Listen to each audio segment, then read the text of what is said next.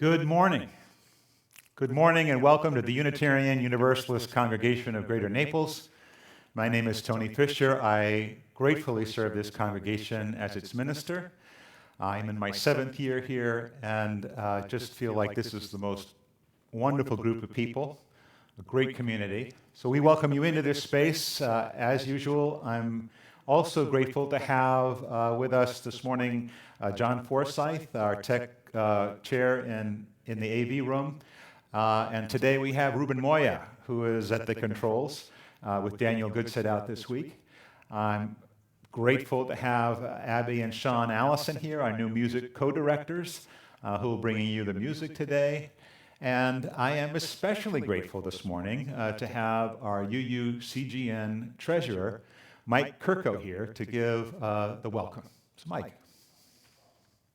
Good morning, and welcome to the Unitarian Universalist Congregation of Greater Naples. Whether you're watching us on Facebook Live at home or on our pavilion, we're grateful to have you with us.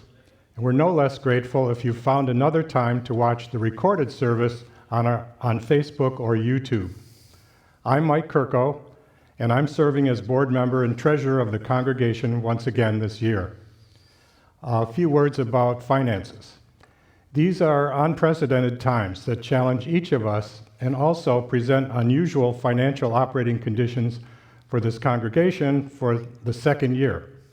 Fortunately, the congregation has an experienced and capable 9-member finance committee to oversee financial affairs. Day-to-day items are handled by our dedicated administrator, Anna Riazi, and our comptroller and CPA, Stacy Hershaw, as they have done throughout the pandemic. The mission statement, developed by the congregation over 7 years ago, states, "We are a welcoming congregation, freely seeking intellectual and spiritual growth. We strive to create a larger community of peace, justice, and love. We try to live out our values in public." If you found us online for the first time, we hope you'll make yourself known in the comments section below our Facebook live stream so we can say hello. We also hope you'll email our administrator at office@uunaples.org. That's office@uunaples.org, so that we can include you in our regular email news blasts. That way we can let you know about our plans for gathering again in person and also about all the upcoming learning and fellowship opportunities here at UUCGN. And now let's settle ourselves into this time of worship with this morning's prelude.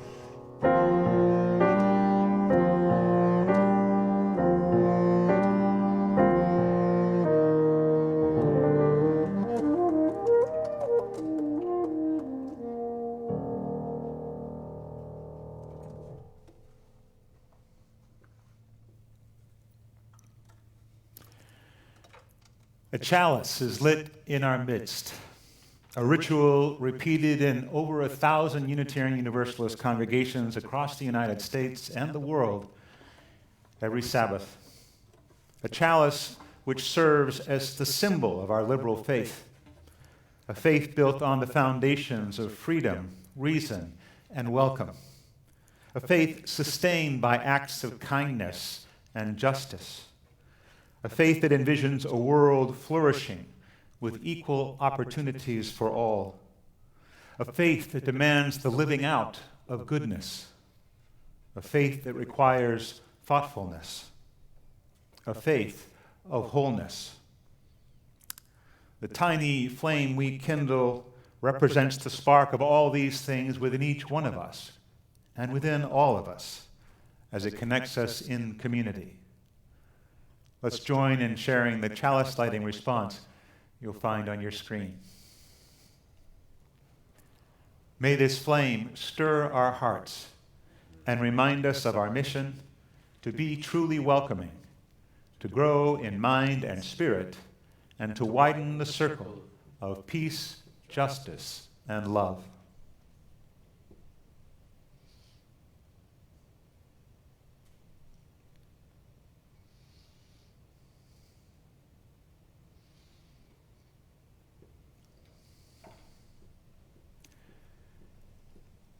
And now let's join together as Sean and Abby lead us in our opening hymn by Jason Shelton, Morning Has Come.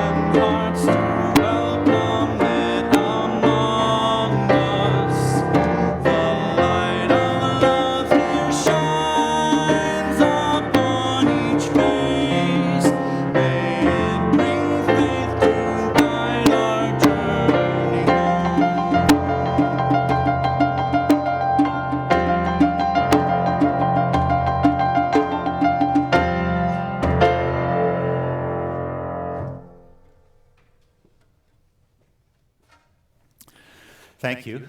One of my favorites. I appreciate that. That and We Gather Together that you played a little earlier. That is also one of my favorites, obviously reminding me, and hopefully some of you, of Thanksgiving, of gratitude, of family, of being close with one another. And this has been a difficult time for all of us. Here within our own community, within Southwest Florida and across the nation and world. How do we respond to so many things that are happening in our world that are not of a positive nature? We struggle to find our own footing, our own bearings. And at a time when it would be really wonderful for us to come back together again, to be here in person, this Delta variant has imposed itself between us, so to speak. And that's the least, of course, is what it's done. We wonder how things can get better. We see the world on fire. We don't see an end necessarily. So we struggle with finding our footing, our center. How do we stem the tide? How do we deal with our grief over what's going on, with our own losses and with the world's losses? How do we find our center? We hear talk about freedom to choose, yet we don't hear about the responsibilities that go with that freedom. Our need to think and act for the common good and not for our own self. Mask mandates are made important because there are people who are not acting in the common good, feeling that their own sense of freedom, their certainties are most important. It's a difficult thing to deal with. And yet we have been on this path for a long time. As I mentioned last week in an article I quoted from Mickey Kashtan, we are attached to the comfort and freedom that money and some degree of isolation within ourselves and our nuclear families afford us. We are attached, even if we don't call it that, to having the option of exiting relationships because we can rely on our money to sustain us.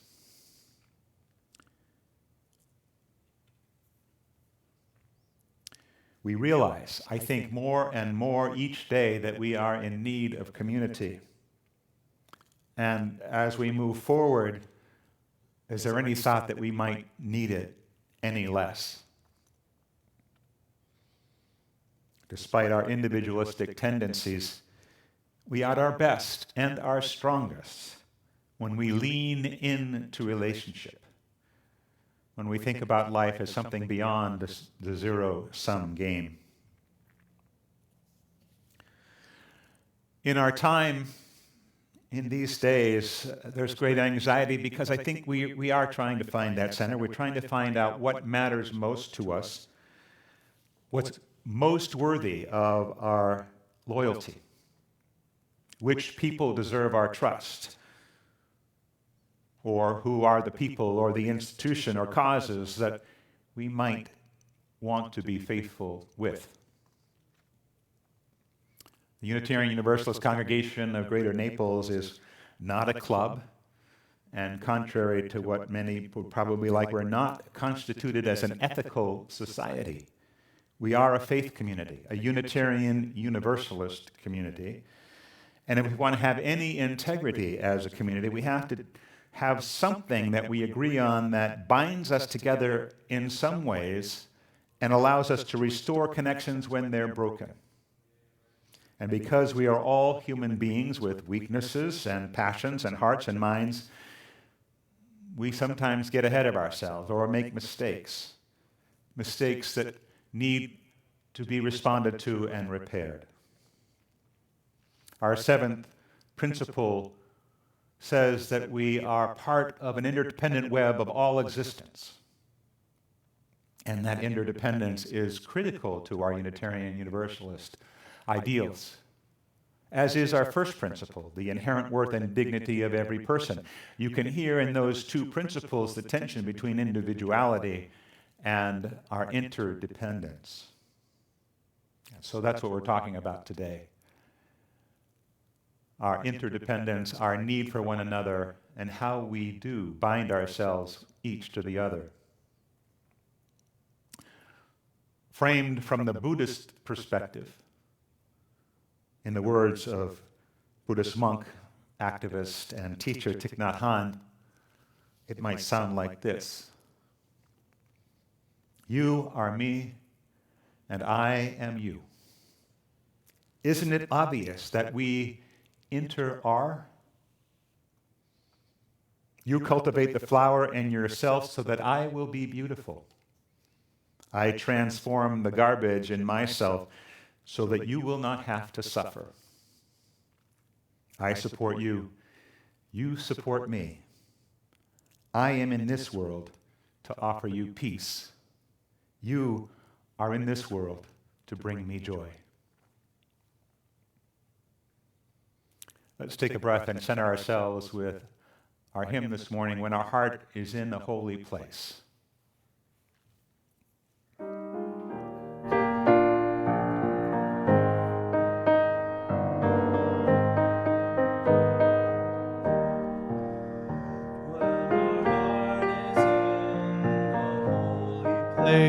When our heart is in a holy place, we are blessed with love and amazing grace.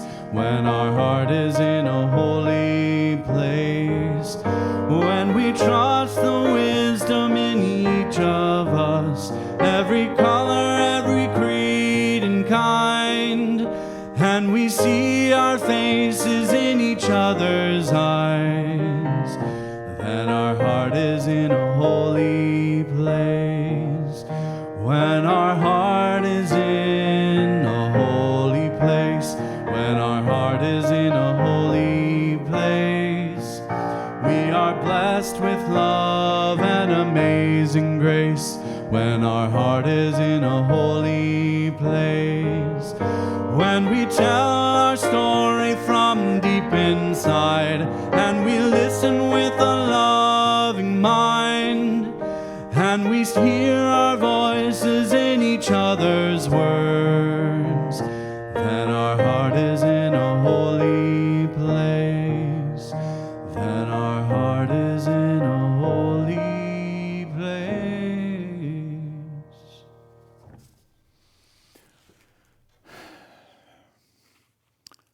So having already mentioned many of the afflictions that we are confronted with these days, we do think about those on the front lines in many locations, here in the United States, in our health institutions, struggling with the burden of the coronavirus. I received word this week from Naples Community Hospital that they are at capacity, and this is the middle of August, off-season. I met with, by chance, with one of our affiliated ministers and NCH chaplain, Roger Grugel, who talked about how difficult it is in the hospitals and for the staff to deal with so much illness. So we're grateful for those who are there working hard. We think of the people in Haiti struggling with yet another catastrophe. If you have opportunity, you can follow our Unitarian Universalist Service Committee and their hopes that we might contribute to the cause, the fund, at least in some small way, to aid in what's going on there. Think about those involved in our departure from Afghanistan, the struggles both politically, with our military, with civilians on the ground. And our hearts go out without knowing what we might do as individuals. Closer to home, I know that many of you are struggling, trying to find your footing. I share that Donna Carty remains at Brookdale Rehab Center, trying to build herself up to go back home after some health issues. We send our love to Donna. And also to Daniel Goodsit, who is in Chicago getting ready for a second surgery on his knee, and keeping him away from us, not just this week, but again next week, as he will hopefully be recovering well from a second surgery. So our thoughts go out to Daniel as well. If you are thinking of someone right now, someone who is on your mind, either in joy or in sorrow, I hope you'll take a moment to speak their name into this silent space right now. And for my part, I will light a candle of community for all those joys and all those sorrows that are unable to be shared here together in community.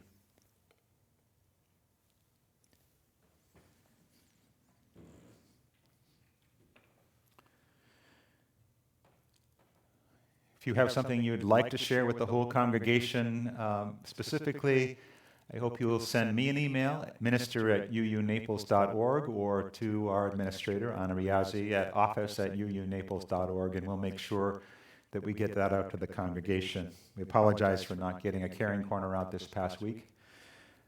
It'll go out tomorrow. And as we enter into our time of meditation, it might be good to acknowledge that our lives are always in flux, always buffeted by things beyond our scope and our control. So let us lean into those motions, those changes, as best we can, holding one another's hands. Let's join in the spirit of meditation.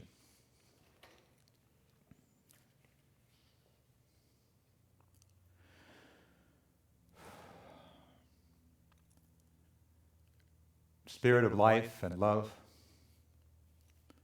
we celebrate the common rituals that bind us together and make us kin. The exuberant cry of birth, the anxiety of facing the unknown, the warmth of homecoming, the frustration of missed opportunities, the tender touch of those who call us friend, the empty space in our hearts when we know loss, the joy of family and community, the ultimate loneliness that each of us knows, the questions that persist and perplex and do not yield to simple answers, the shining moments when the sun slants across our path and illuminates our way, the helplessness we feel in a world that seems to present only problems, the great joy when some small victory is won for humanity, and perhaps we've helped make it happen. In all our moments of doubt and despair, of problem and pain, in all our times of truth and triumph, of faith and fortitude, let us remember we share this range of experience with all our human kin. All our human kin, all the sorrows and all the joys. And let us celebrate with intention our being bound together in our humanity. Let's share some time together in silence.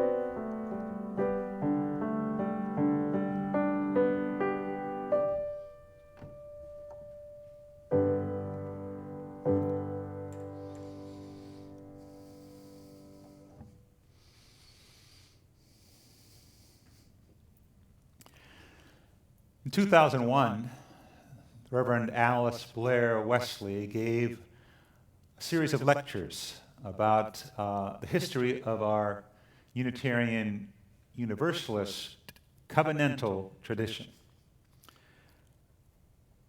She wrote,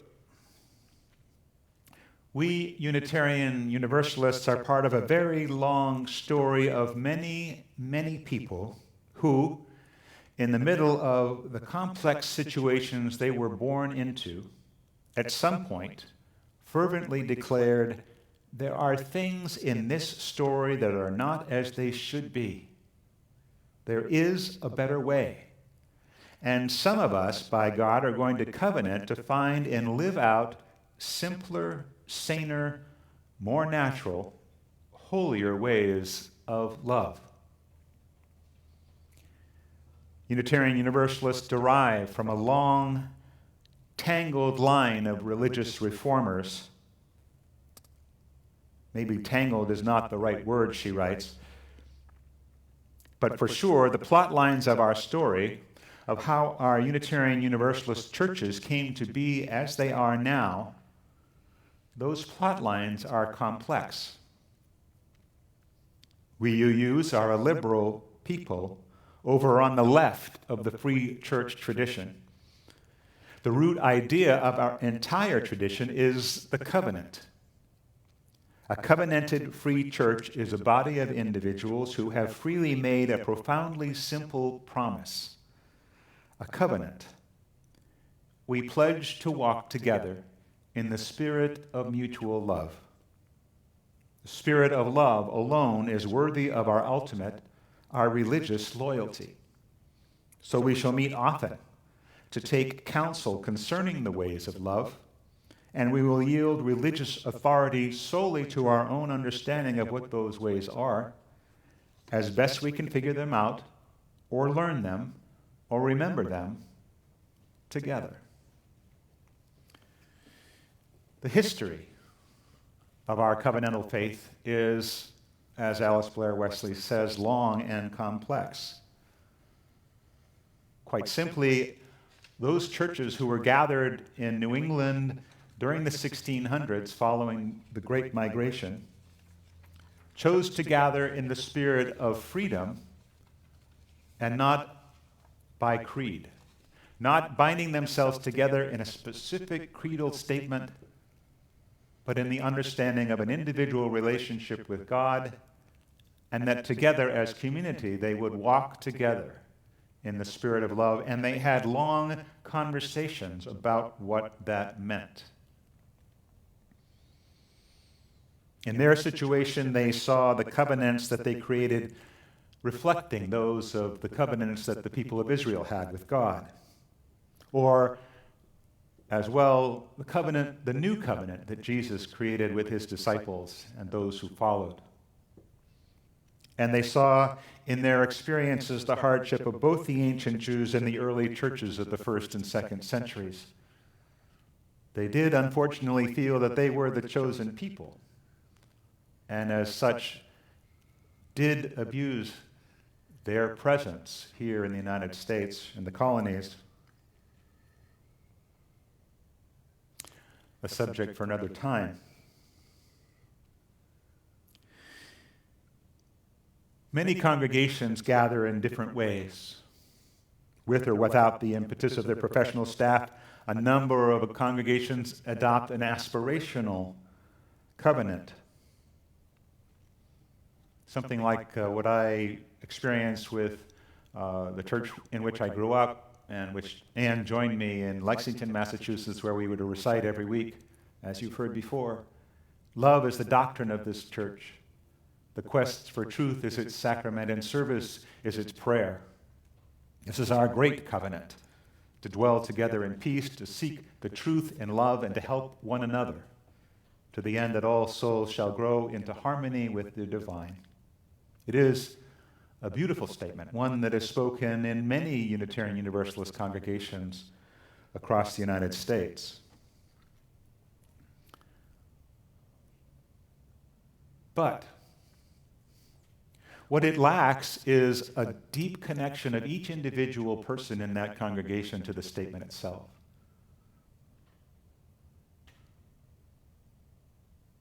An understanding of how that language came to be and what it represents throughout all the conversations, for instance, that those early colonial churches had.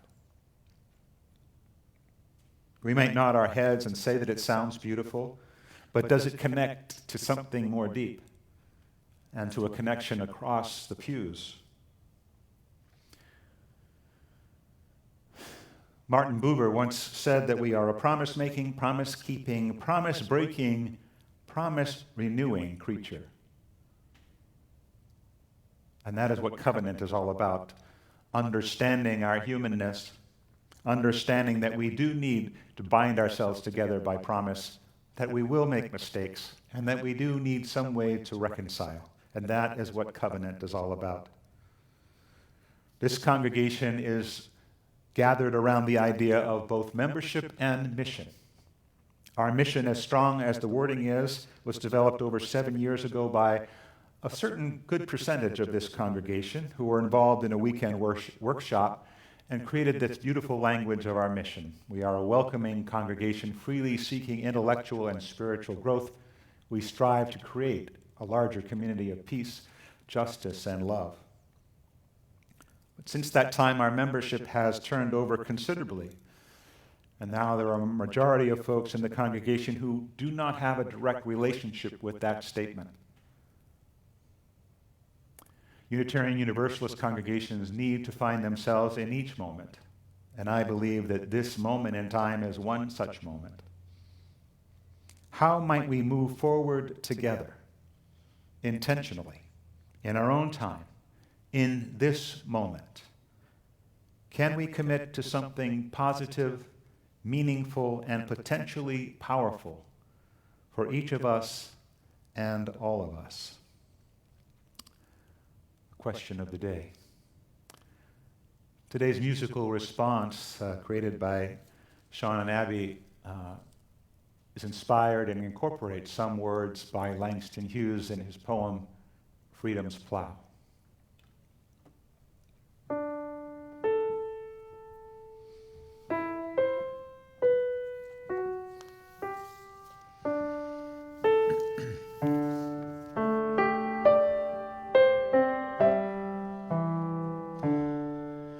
The hand seeks other hands to help, a community of hands to help.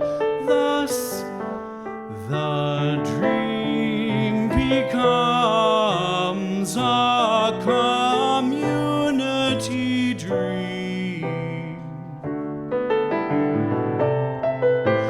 belonging to all hands who build, who build.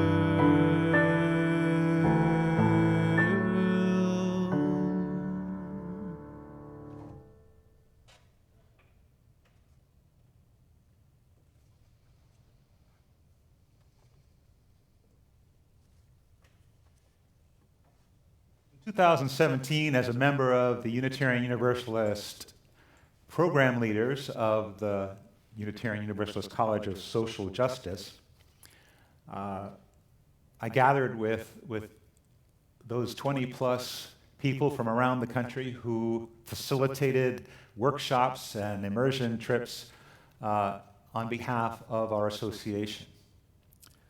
Program leaders come from the ministerial ranks and from religious educators, from lay leaders.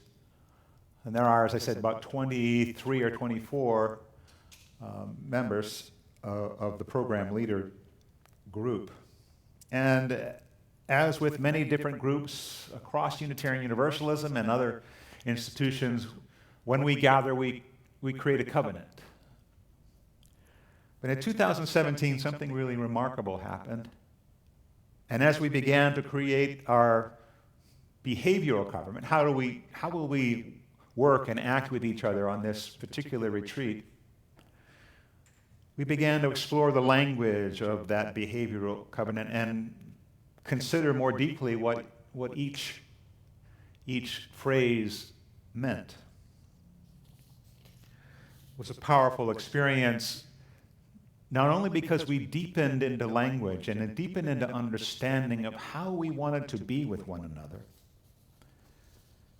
but because at a time when our nation was in upheaval about racial injustice, that room was primarily made up of Black, Indigenous, and people of color. I was the old white guy in the group, experiencing a connection that I'd never felt before. The language we finally created was, in fact, behavioral in a sense that it talked about how we wanted to be with one another, but there was more to it. We created a covenant that had among its items that we wanted to create radical space where we radically decentered the status quo. That we wanted to be attentive to feelings and relationships. That we wanted folks to be where their body was, to be in the moment. To see parts of people that weren't showing. Look beyond the language and the words and see the person. Move together at the speed of trust.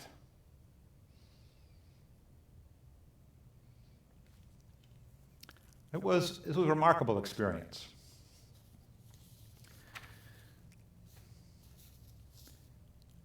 The language we created, I think, created a bit of stir among the College of Social Justice and then sort of radiated out. And a couple of times over the next few years, I heard about that experience, that covenant building exercise that we took part from somebody totally outside of the organization. That deepening as a group of people talking about what was important was all. Covenant is one of those words that can sound a little stuffy, can make people feel a little uneasy about rules and regulations.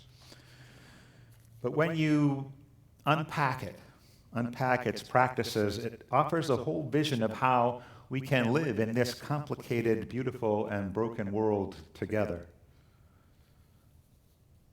It says that when we bind ourselves in relationship, but not just any relationship, but relationships of mutuality and trust, accountability, and continual return, there is an incredible benefit. It's not what our culture teaches us. We are drawn apart from each other by our cultural forces. We are drawn to be individual, self-defined, self-determined, self-sufficient. But our covenantal theology suggests and affirms that when humans come together in the spirit of love and trust, and keeping and breaking and making our promises, that there's a powerful center that we can find and from which we can move. Sue Phillips, once a district executive for the UUA and now an independent consultant, writes about our principles, which are part of our Unitarian Universalist Association covenant. She writes, as congregations, we covenant to affirm and promote the principles. Affirming and promoting shared values, she writes, is important. But it really puts tepid commitment to this language at our center.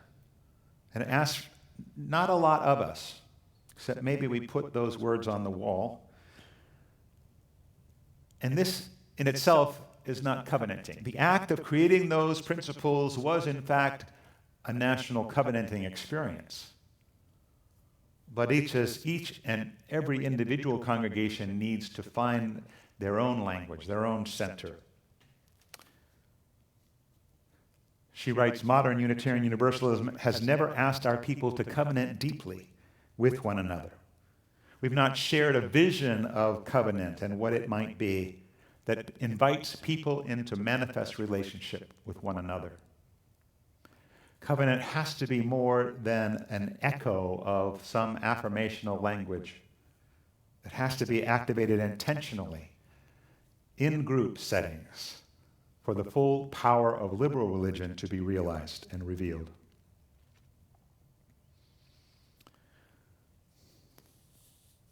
She has some wonderful language about this. She says, it is time for us to choose another path. We must make covenant the architecture of our interdependence. We must make covenant the architecture of our interdependence.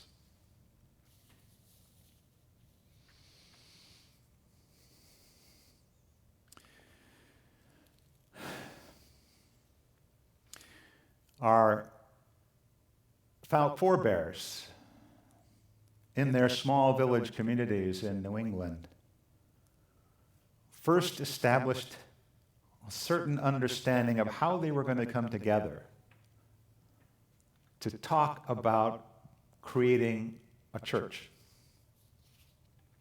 And after year-long conversations, then that was the moment in which they decided to gather and establish the church itself. They found in their conversations that the idea of love as being the fullest, most profound expression of the religious temperament within humans, whether that was an expression of God's love or simply the ways that human beings can be their best and live their values in the best way.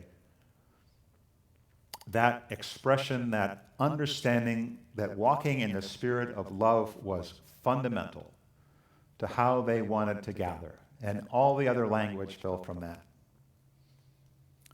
It is for us as a congregation to figure out how we choose, how we wish to center ourselves and walk together into an unknown future. We talk about committing to each other. A covenant creates that bond of connection in which we are inspired, motivated, encouraged to join one another in community and in the work of the community together. We talk about committing to the future and therefore to our children.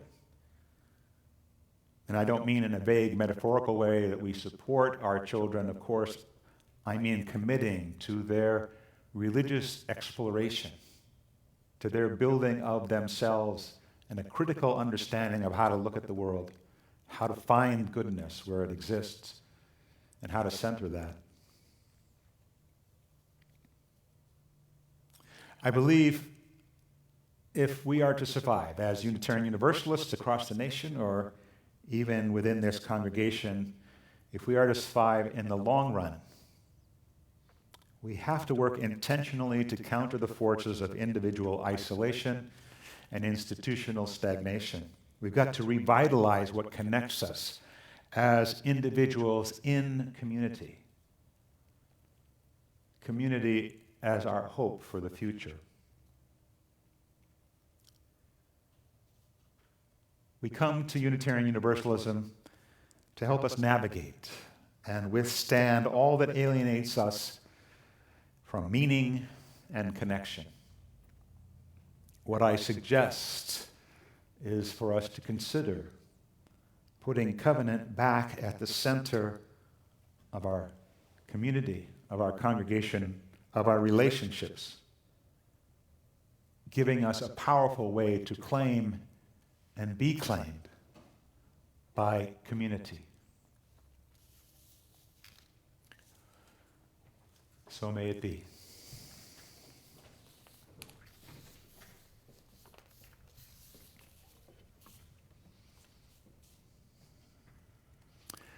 Michael.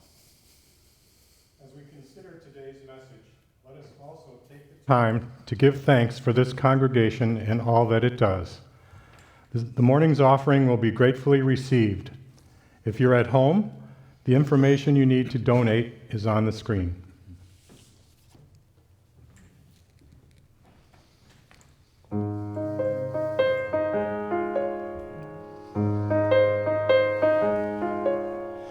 Why are there so many songs about rainbows, and what's on the other side? Rainbows are visions, but only illusions, and rainbows have nothing to hide. So we've been told, and some choose to believe it.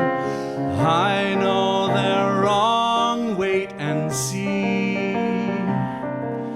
Someday we'll find it, the rainbow connection, the lovers, the dreamers, and me.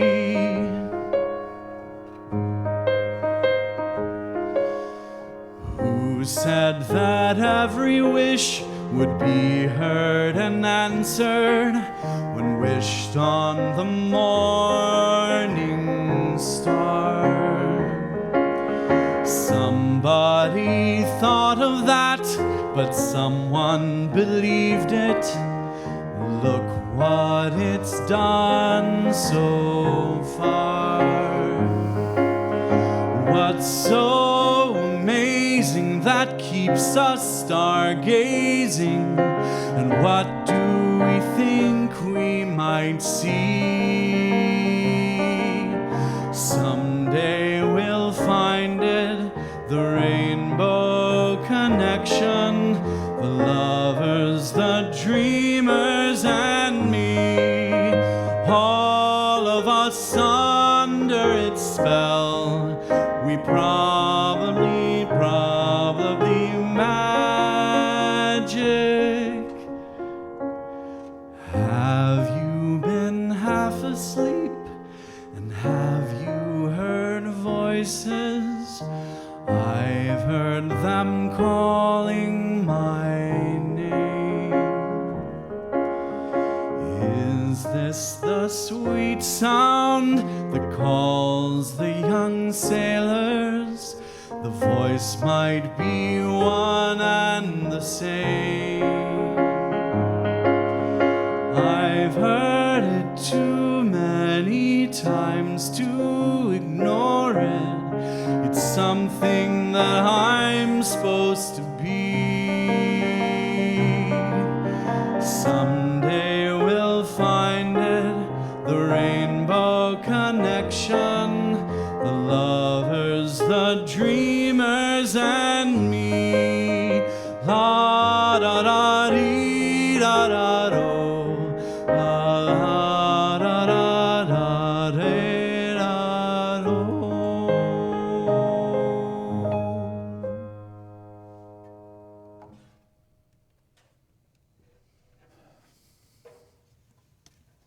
Guys are hitting all my favorites today. So this is an opportunity during our service to share some of sort of more regular announcements concerning the whole congregation. And of course, the primary thing on our minds is reopening. The reopening committee and the board are still monitoring the situation with regards to the virus, and I think it's safe to say that we'll be virtual only for a few more weeks, with the opportunities for folks who want to gather safely on the pavilion and watch the stream service. So I'll wave to everybody out there. It's great to see you all. I think we've got maybe 20, maybe, I don't know, people out there. Thank you for being here. Thanks for coming. We are targeting currently the 19th of September for a sort of restart, but please do stay tuned. Have no idea how things will play out. Recently, you received an email from Jody Bisogno, who is leading our organizing team around our religious exploration program. I want to remind you of that. Dig into your emails and look for it. We need you. We need you to commit to our religious education program in as many ways or different ways as you possibly can, with your time, one time or many, your talents, however they may, whatever they may be, and however you might bring them to our youth, and of course, as always, with your treasure. Thank you for that. There'll be some new announcements coming out about when a religious exploration group will gather. We're looking to start again in a couple of weeks. Next week, I'll be continuing a conversation about covenant, getting a little bit more specific in a sermon titled Walking in the Spirit of Love. And on September 5th, we will be joined in-house here by a member of the Coalition of Immokalee Workers and the Alliance for Fair Food to share in our Labor Day service. And that afternoon, on the afternoon of Sunday of Labor Day, we will invite you to join us in an action here in Naples, targeting Wendy's, and our hopes that they will join the Alliance for Fair Food, which is an organization that works hard to create covenants, if you will, between farm workers and farmers to create excellent and safe working conditions. But for now, let's sing along with our wonderful musical team as they lead us in our closing hymn, number 295, Sing Out Praises for the Journey, words by Unitarian Universalist Mark Mosher de Wolf. And I hope you'll sing out for our journey together.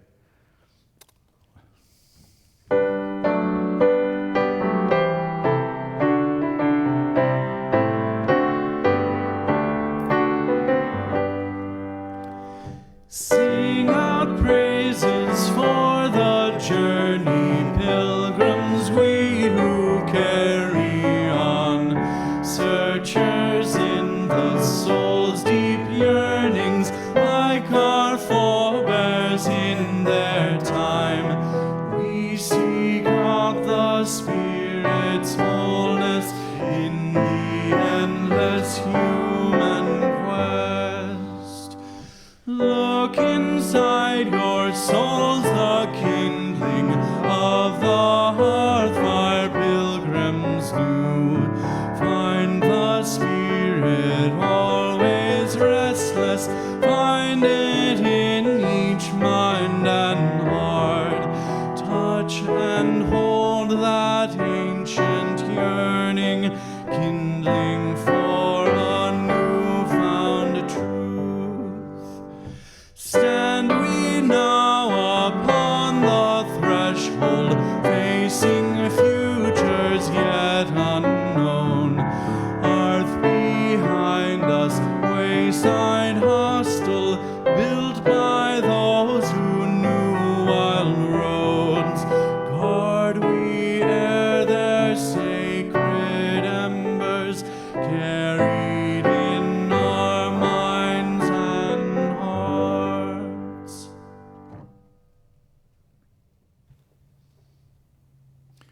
Let's close with these words from the Reverend Carol Thomas Sissel.